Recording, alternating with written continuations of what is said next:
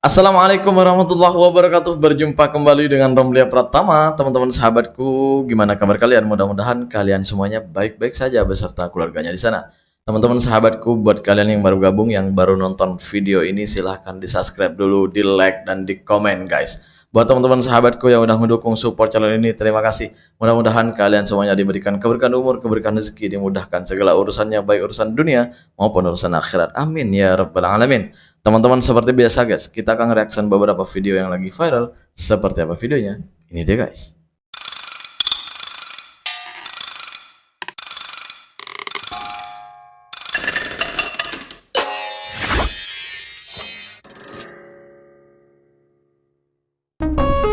Ini apa ini? Pinjam jalur dulu Pak, mohon izin Pak, mohon izin Pak, pinjam jalur dulu Pak, mohon izin Pak, pinjam Pinjam jalur dulu jalur. Pak. Oh, ini ambulan ya, ambulan. Ambulan dulu Pak, mohon izin Pak. Oh, iya, Kami ambulan. bawa pasien tidak sadarkan diri Pak, mohon izin Pak. Kasih Ini jalan tengok. dulu Pak, kasih jalan dulu Pak.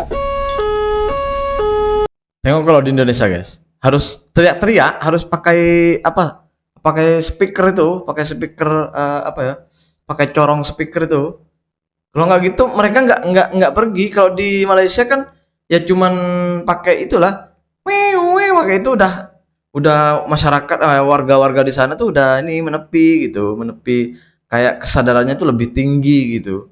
Kayak kalau di sini nggak mau minggir gitu, nggak, ya udahlah mati-mati aja kayak gitu tuh. Pikirannya kayak gitu semuanya. Aduh, kalian lihat sendiri tuh. Tuh lihat. Tuh, Mohon izin lihat. Pak, kasih jalan dulu Pak. Ya. Kami bawa pasien Nggak tidak sadarkan mau diri, mereka, Pak. coba. Mohon izin, Pak. Coba, tuh. Ini kalau di Malaysia. Mohon izin Pak, kasih jalan dulu Pak, mohon izin Pak. Nah, tuh. Mohon izin Pak, pinjam jalur dulu Pak, mohon izin Pak. Kami bawa pasien tidak sadarkan diri Pak, mohon izin Tengok. Pak, kasih jalan dulu Pak, mohon izin Pak. Tengok. Parah nggak? Tengok. Tak mau dia. Tak mau kasih jalan. Terima kasih Pak, terima kasih Pak. Selamat pagi Pak, mohon izin Pak, kasih jalan ambulan dulu Pak, mohon izin Pak. Kami bawa pasien tidak sadarkan diri Pak, mohon izin Pak, kasih jalan dulu Pak. Macam ini di tempat kita tuh macam inilah guys. Kayak apa ya? Apalagi di tempatku gini, wah parah banget loh. Di tempatku sini.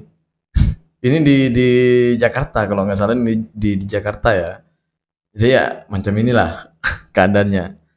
Makanya gue tuh apa ya, iri sama Malaysia itu.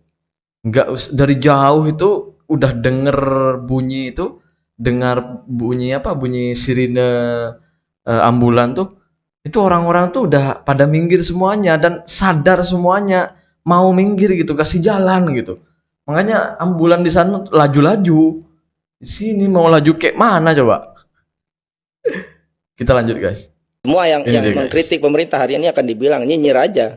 Apa bantuanmu? Jadi kalau ketika Oh, bencana masih kemudian bilang sawit. Saya ingin bilang begini, Mbak. Untuk semua pemimpin publik, anggota DPR, termasuk presiden sekali. Kalau bukan periuk nasimu yang diterjang banjir, kalau bukan mamamu yang meninggal, kalau bukan rumahmu yang hilang, kalian nggak akan paham sakitnya pada saat bencana. Yes. Kalian nggak perlu tertimpa bencana untuk merasakan itu. Tapi empati aja cukup. Presiden, BNPB, boleh nggak marah masyarakat ketika bencana terjadi? Boleh. Masyarakat bayar pajak. Dari setiap yang kita beli sampo semua bayar pajak. Supaya pajak itu masuk ke negara. Negara kemudian balikin lagi duit ke masyarakat ketika masyarakat Ya, susah. iya. Sumbar itu dipotong 2,5 T kalau nggak salah efisiensi anggaran.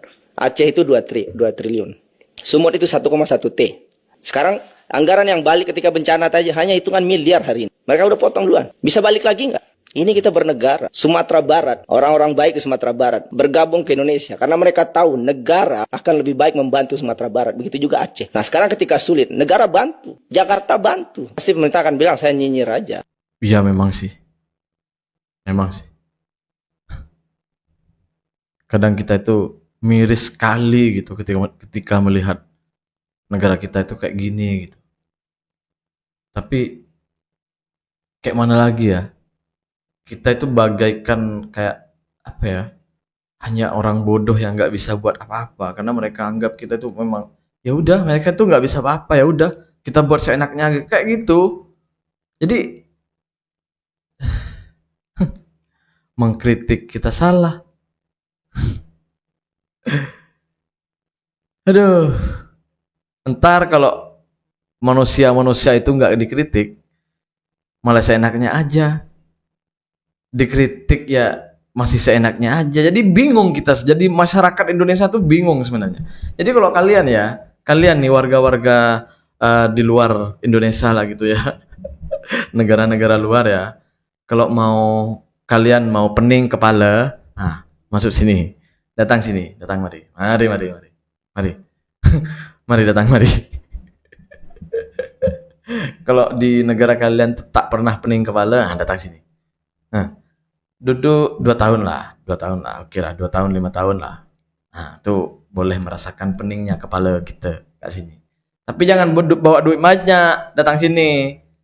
Biar tahu, biar merasakan jadi rakyat kecil tuh kayak apa. Kita lanjut guys. Di negeri Ini dia, ini, guys. kita bukan lelah karena hidup berat, tapi karena sistemnya hobi menjadikan rakyat konsumsi harian. Lucu ya, semua betul orang sih. capek bukan karena kurang tidur, tapi karena energi kita diperas dari pagi sampai malam demi nutupin kegagalan orang-orang yang kerjanya cuma rapat dan selfie. Pekerja capek karena target tidak manusiawi. Mahasiswa capek karena aturan berubah tiap semester. Orang tua capek karena harga naik dulu, gaji belakangan. Dan pemerintah tidak capek-capek bilang rakyat harus tetap positif. Kita dibombardir dengan motivasi dan quotes karena jauh lebih murah menyuruh rakyat kuat daripada memperbaiki sistem yang bikin mereka anduk. Iya. Dan yang paling gelap, kelelahan nasional ini justru menguntungkan.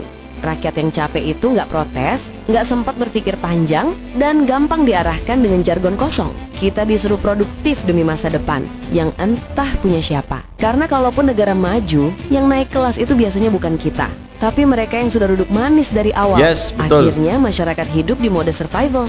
Kerja bukan untuk maju, tapi untuk tidak tenggelam. Belajar bukan untuk berkembang, tapi untuk tidak ketinggalan. Dan hari libur bukan untuk istirahat, tapi untuk mempersiapkan diri capek lagi. Jadi mungkin kita tidak perlu motivasi baru. Yang kita butuhkan adalah sistem yang berhenti memeras energi warganya. Bener juga sih. Bener juga. Kayak kita tuh dipaksa untuk selalu bekerja, lalu capek, tidur, bangun, kerja. Capek, bangun, tidur, bangun, kerja. Gitu-gitu aja gitu. Kayak kita tuh nggak dikasih kesempatan untuk berpikir gitu. Karena ya kerja ya seperti yang selalu gue bilang guys ya. Kerja di sini tuh parahnya minta ampun, mengeluarkan tenaga, minta ampun.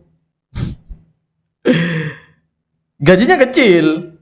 Ya itulah yang membuat kita itu capek, bukan hanya capek secara badan ya, bukan hanya capek secara fisik, lelah bukan hanya secara fisik, tapi juga otak kita tuh dibuat lelah gitu.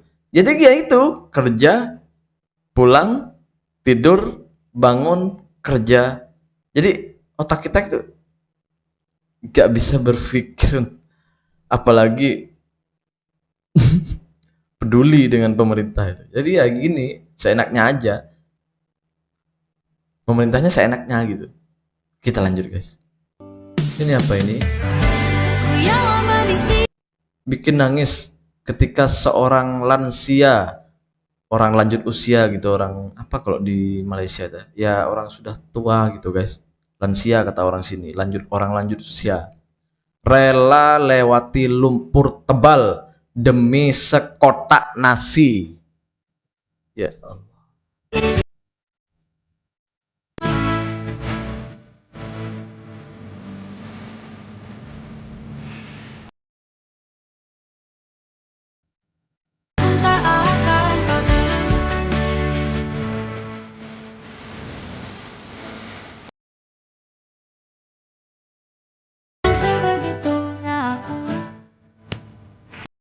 Gue tuh kayak gini guys, kayak aku tuh ngerasa gini. Gue nggak bisa ngebayangin kalau kita yang ada di sana. Aku sendiri gitu. Misal ada di posisi orang-orang ini, nggak tahu lah mau ngapain gitu ya.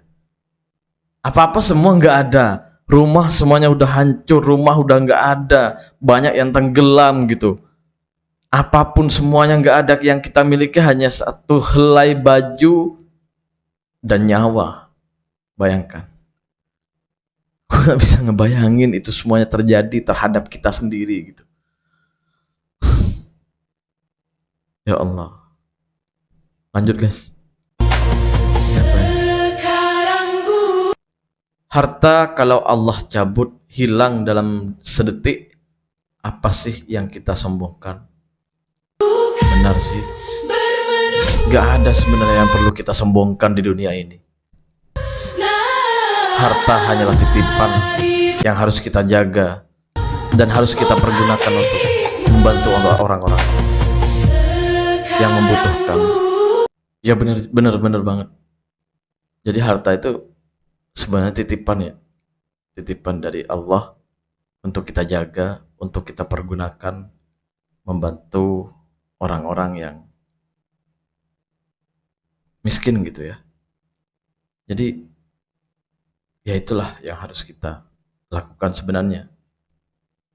Harta kalau udah mau Allah cabut, habis dalam sedetik. Ya, ini kata-kata yang harus kita pikirkan sama-sama untuk memperbaiki diri ya. Mudah-mudahan kita selalu diberikan kekuatan untuk selalu memperbaiki diri kita. Amin ya rabbal alamin. Terima kasih buat semuanya, teman-teman yang udah nonton, yang udah support saya, yang udah sokong saya. Assalamualaikum warahmatullahi wabarakatuh. Jangan lupa sholawat guys.